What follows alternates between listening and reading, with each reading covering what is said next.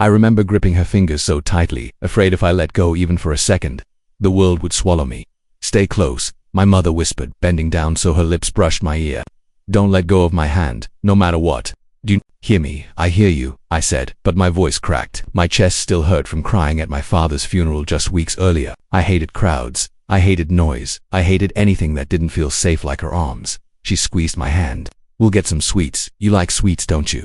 I don't want sweets, I mumbled. I just want to go home. She sighed, but didn't scold me one day. You'll smile again, I promise. But that promise shattered in a single heartbeat. Someone pushed past us. People pressed in from all sides, and her hand slipped from mine. Mama. My voice rose, but it was drowned in the thunder of voices, music, and shouting vendors. Mama, where are you? I shoved past legs, arms, the blur of strangers' faces.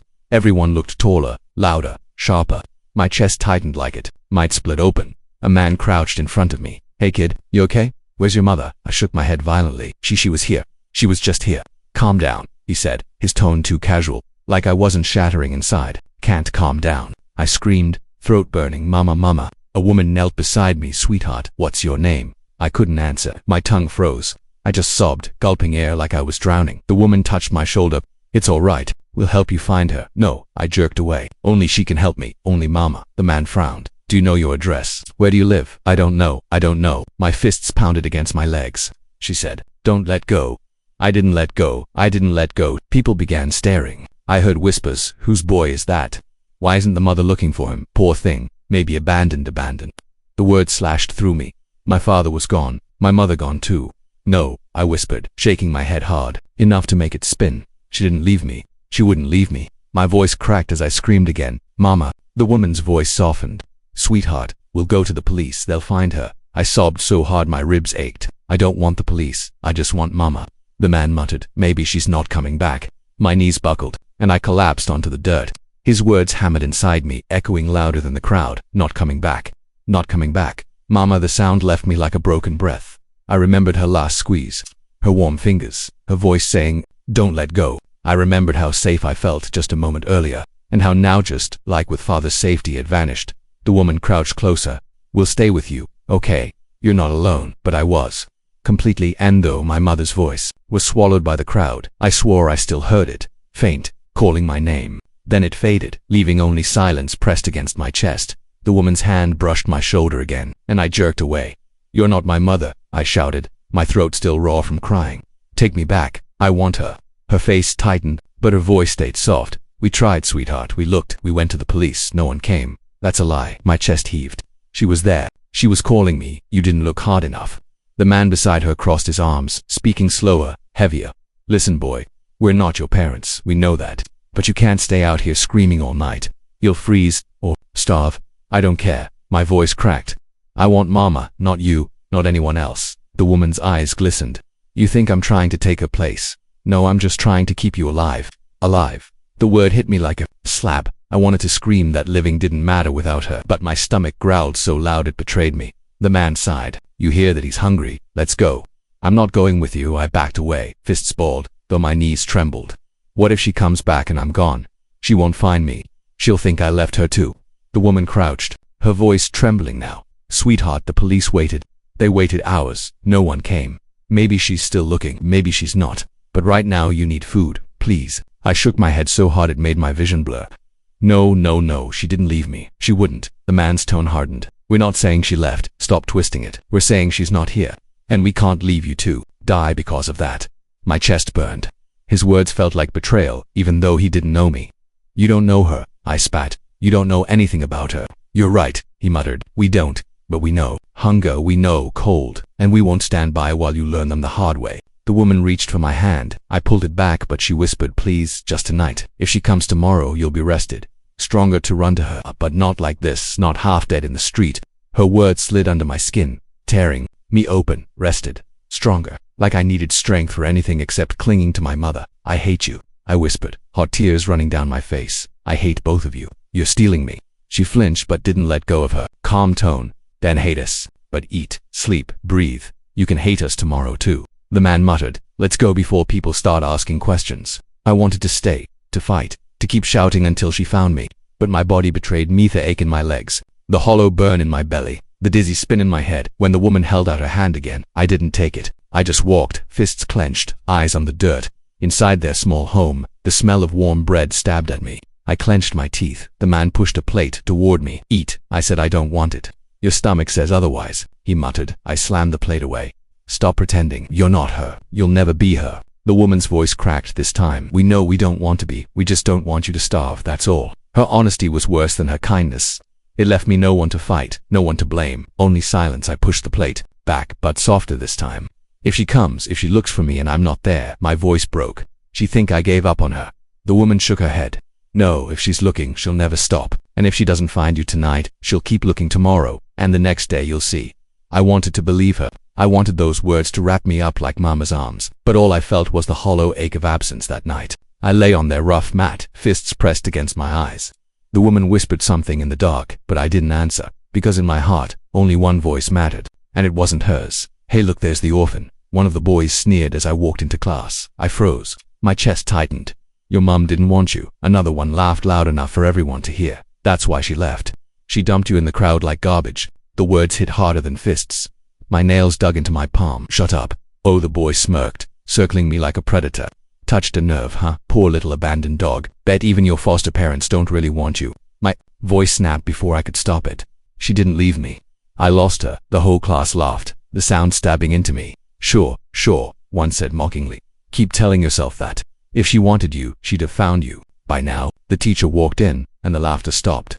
But the sting didn't. Their words burrowed deep, eating at me like rot. All day I kept hearing it. She didn't want you when I came home. My foster mother looked at my face and asked quietly. They said something again, didn't they? I dropped my bag hard on the floor. Why do they keep saying it? Why do they keep acting like I was thrown away? She came closer, but I backed against the wall. Because maybe they're right, I spat. My throat hurt as the words left. Me. If she wanted me, she would have found me already. Her eyes watered, but she didn't raise her voice. Don't let their words define you. That's easy for you to say, I muttered, my voice breaking. They're not spitting it in your face every day. She reached from my shoulder. You don't know the whole story. You only know your pain. You don't know hers. What? Do you mean my heart thud dead? She shook her head. I don't mean she abandoned you. I mean life is crueler than children's insults. Maybe she searched every day. Maybe she still is. You don't know. You can't know. I swallowed hard, but anger clawed back. And what if she isn't? What if she really did leave me? Her hand squeezed my arm. Then you still rise. You still live. You don't let her absence kill you twice. The words hung heavy. Part comfort, part burden. That night, my foster father sat across the table, silent at first, then he finally spoke. You think silence makes you stronger, but it doesn't. You're boiling inside, and one day it'll spill over. I don't want to talk about it, I muttered. You just did, he said quietly. I stared at the table, ashamed of the tears threatening my eyes. He leaned forward. You don't need to prove them wrong with words. Prove them wrong with who you become. Let them choke on their cruelty when they see you rise. I clenched my fists, and if I never rise, if I stay this nobody they laugh at. His voice turned firm, almost sharp. The only way you stay a nobody is if you start believing their lies. I didn't answer. I just sat there trembling, stuck between rage and hope. That night, lying in the dark, I replayed every insult, every laugh, every taunt, but beneath it, my foster mother's words echoed louder. You don't know her pain. Don't let their words define you. I wanted to believe that. I wanted to hold on to it, but silence was easier. Silence didn't hurt as much as hope, so I grew in silence, but silence never stopped the voice. I stared at the flickering candle on the small table. My chest felt heavy. The date was etched into me like a wound that never healed. 15 years, I whispered under my breath. My voice cracked, and I hated how weak it sounded. From behind me, I heard the soft scrape of a chair. My foster father sat down quietly.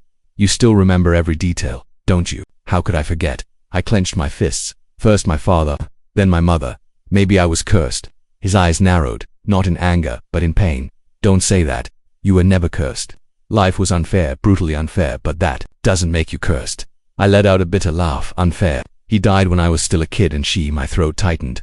She vanished from my world like I wasn't worth looking for. Tell me, how is that not a curse?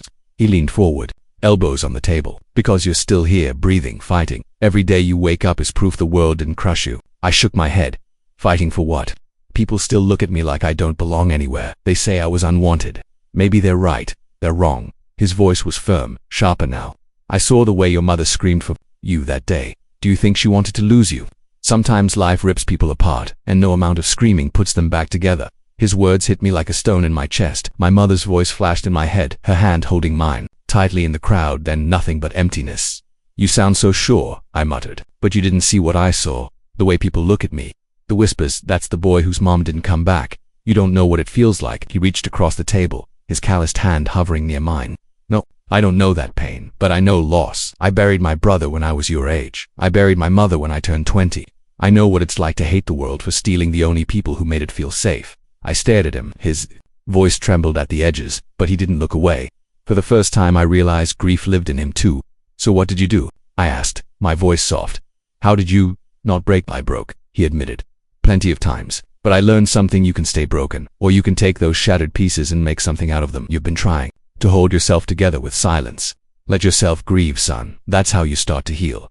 The word son cracked me open. He'd called me that before, but tonight it sank deeper. My lips trembled. "I feel guilty," I confessed. "Like, if I smile, I'm betraying them. If I laugh, I'm forgetting them.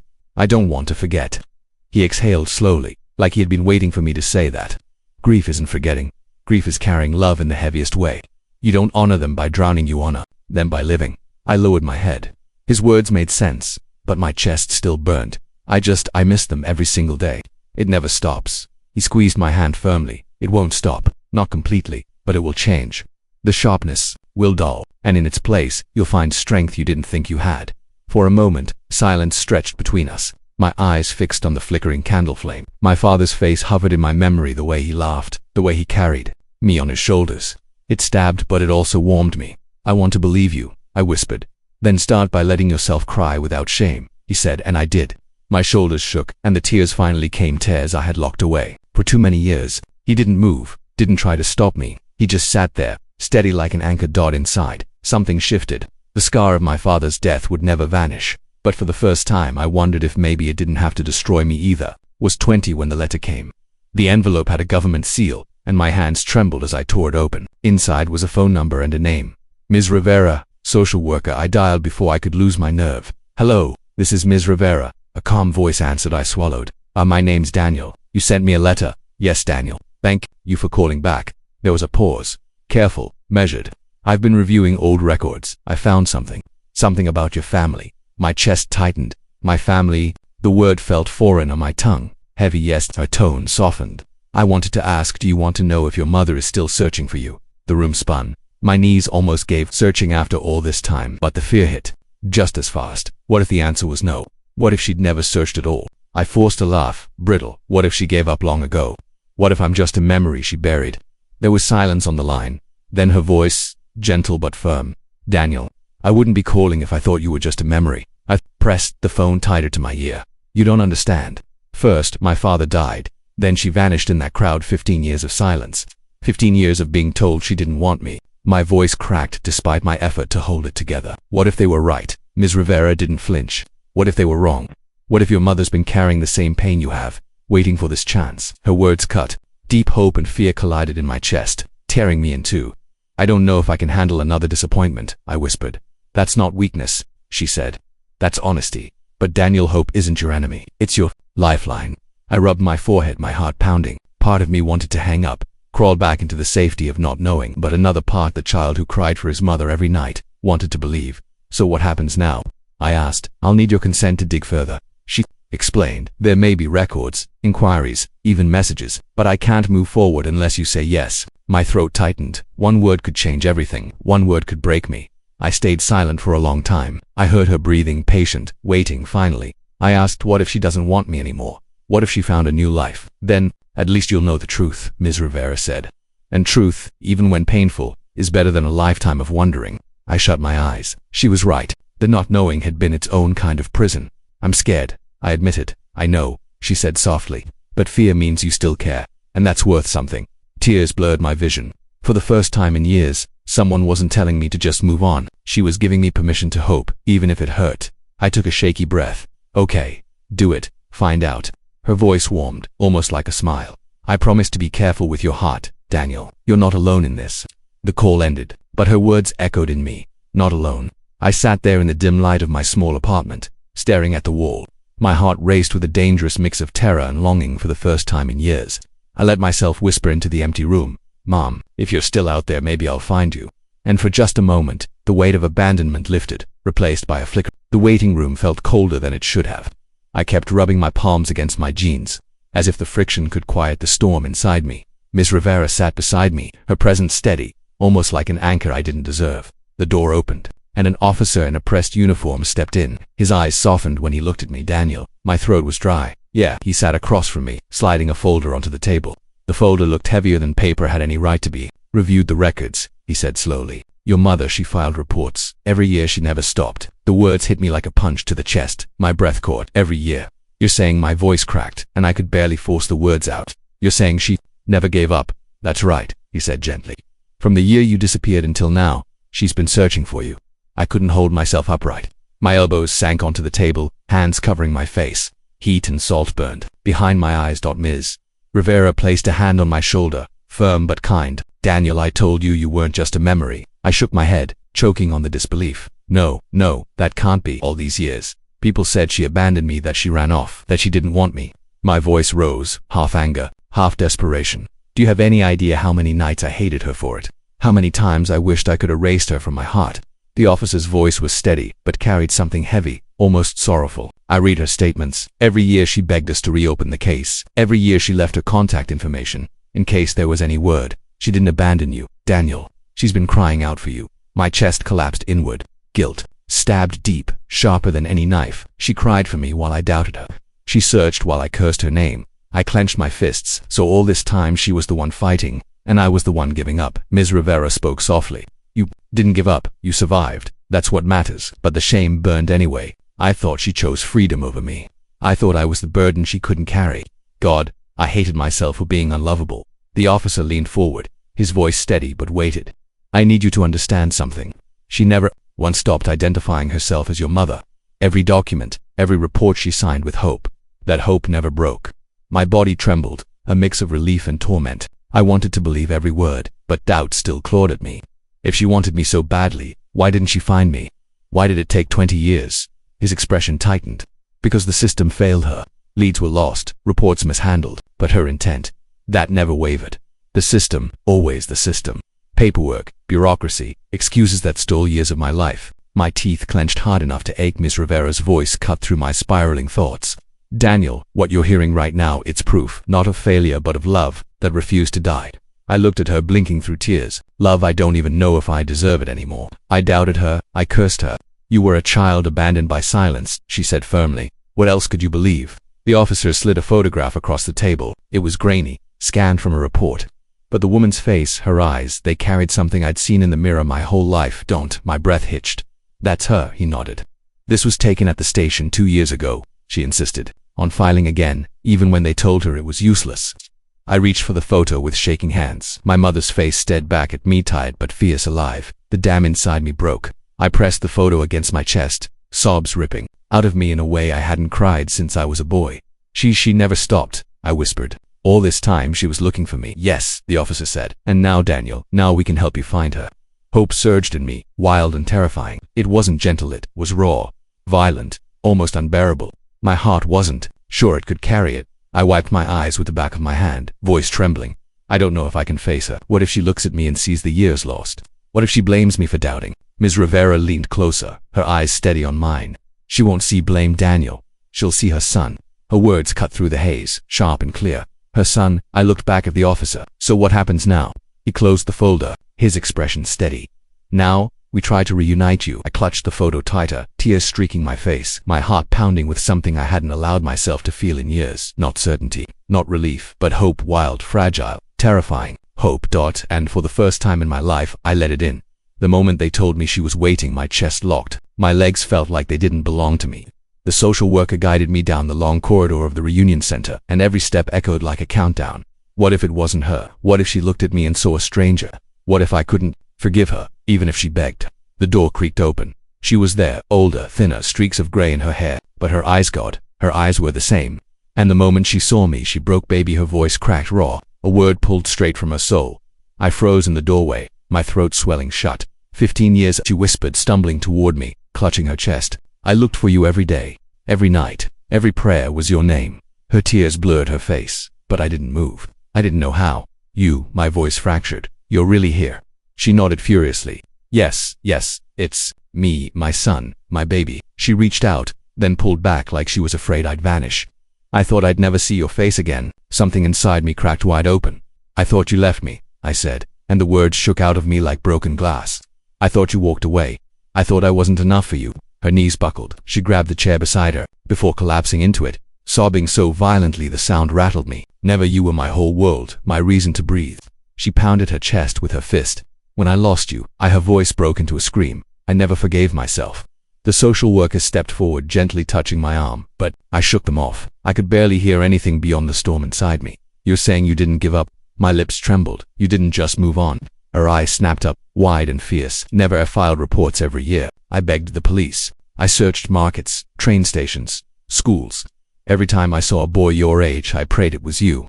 Her words cut through me like fire and bomb all at once. I stumbled forward, my body shaking. All these years I choked. I hated you. I hated you for leaving me. Her sobs deepened, and I hated myself for losing you.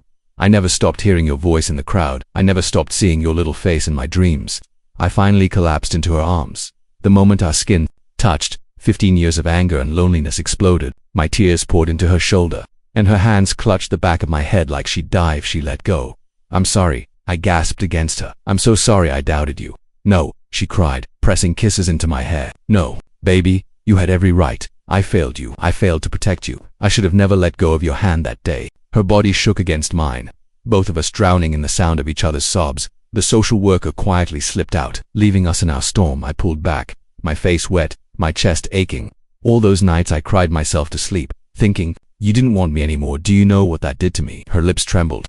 Do you know what it did to me to think you were out there, cold, hungry, scared, and I couldn't reach you? She slammed her palm on her chest. Every second was torture. Swallowed hard. I used to dream of you finding me. I used to imagine you'd show up one day, and my voice collapsed into a sob, and then the years kept passing. And I stopped believing.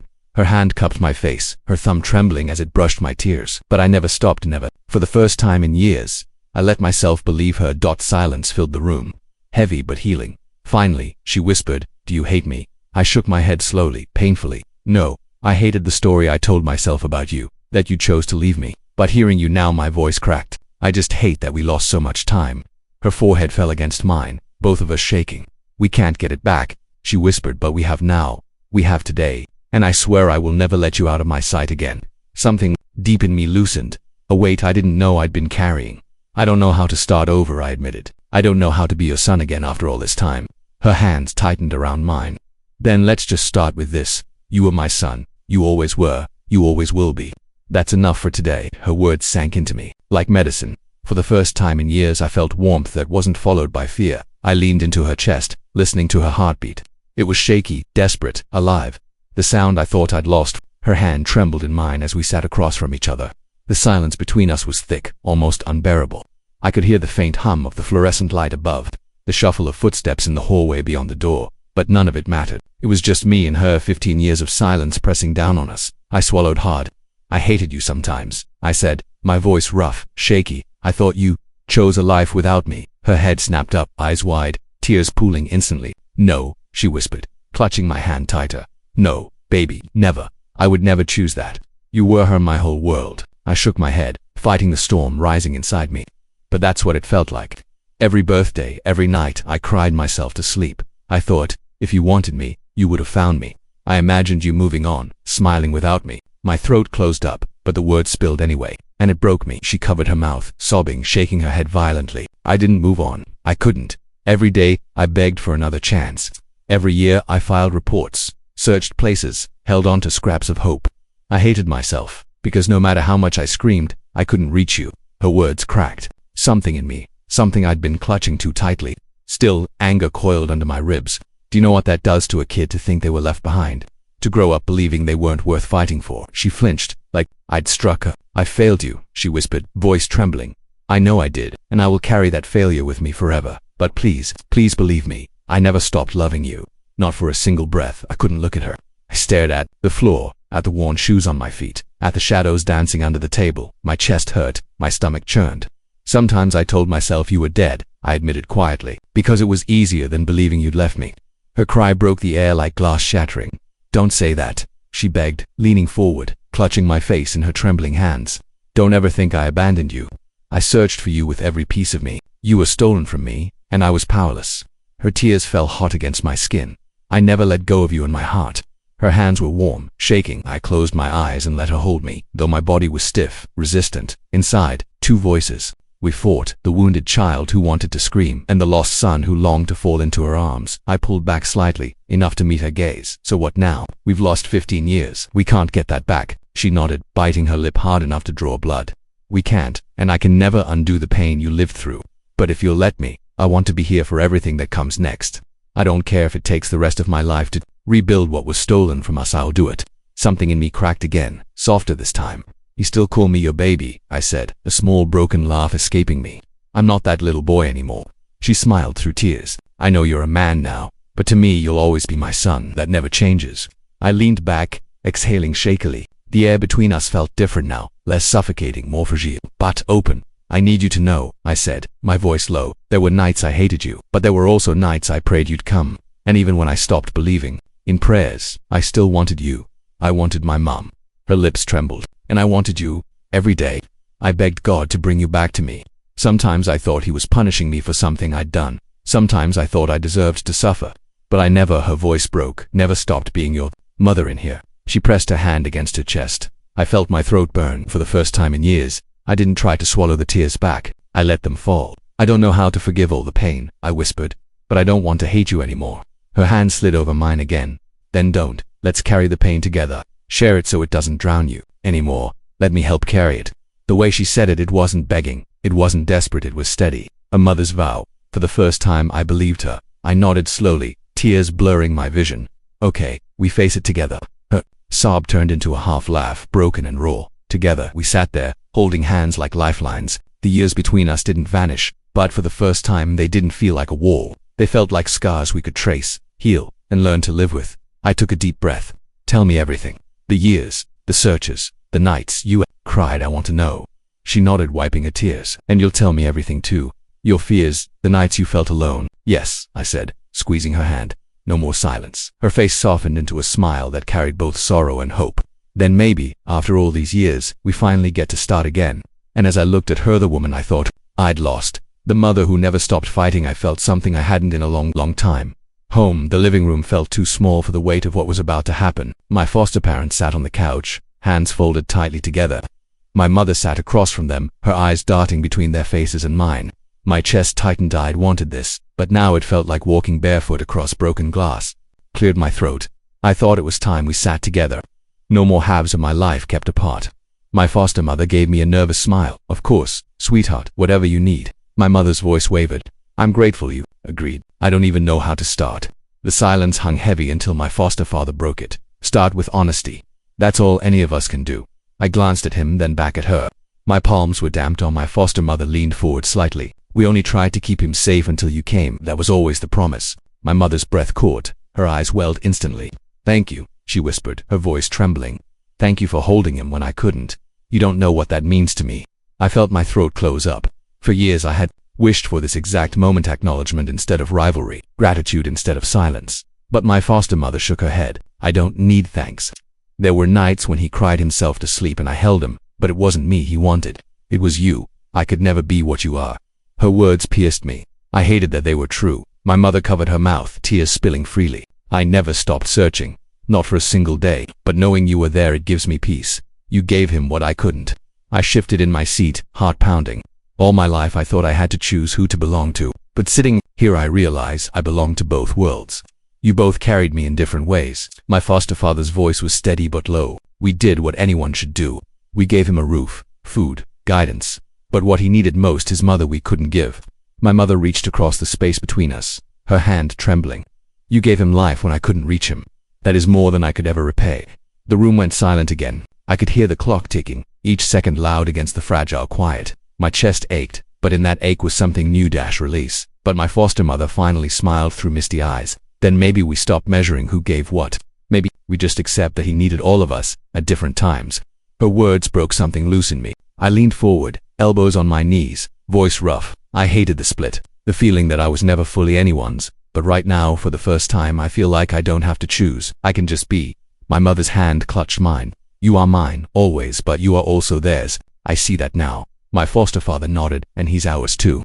Not instead of you, just alongside you. My foster mother reached for my other hand. Suddenly, both of them were holding me. One on each side. I couldn't speak. My eyes burned. My chest shook, and for the first time in years, I let the tears fall without shame. I thought belonging was something I had to earn, I whispered. But maybe it's been here all along, waiting for me to stop running from it. My mother kissed the back of my hand. You don't need to earn it. You just are. My foster mother squeezed gently. Exactly. You're home in both places. That's the gift life gave you, even if it came through pain. I closed my eyes, breathing in slow, ragged breaths. The years of fracture felt like they were stitching themselves, not perfectly, but enough to hold. For the first time, I felt the house was finally quiet. My foster parents had gone to bed, and it was just me and my mother sitting at the kitchen table. The overhead light hummed softly, and the silence stretched between us like a fragile bridge neither of us knew how to cross. I broke it first. My voice came out lower than I expected. I don't even recognize who I was a year ago. I walked around feeling like a shadow, like I didn't belong anywhere. Her eyes glistened, her hands folded tightly around the mug in front of her, and now I swallowed hard. Now I think I've finally found my way home. Her lips trembled. She reached for me, but her hand stopped halfway, hovering in the air. I was so afraid you'd never let me back in, that I'd lost you forever. I leaned closer, wrapping my fingers around hers. You didn't lose me. I was lost, but I'm not lost anymore. I'm yours, and I'm here. Her breath caught, and the tears she had been holding back spilled over. And I'll never let go again. The words hit me like a release. For years, I had built walls around my heart, afraid that if I let her in, she would vanish again. But now, hearing her, I knew she wasn't going anywhere. I whispered, almost afraid of my own voice. I used to wonder why pain followed me everywhere, why every door felt like it closed before I even touched it. But tonight I realized those doors led me here, to this table, to you. Her fingers tightened around mine. Life was cruel to you, my son, cruel in ways I'll never forgive myself for. But you've carried that pain and turned it into strength. That's something I could never have taught you. I shook my head. Strength. Some days I thought I'd break. Some nights I begged for an ending. But maybe strength isn't never breaking. Maybe it's surviving the cracks. She nodded slowly, tears streaming. And you did. You survived. And you came back to me. A heavy silence followed. But this time it didn't weigh me down. It felt like rest, like the first breath after surfacing from deep water. I used to blame you, I admitted quietly, for everything. For every night I cried.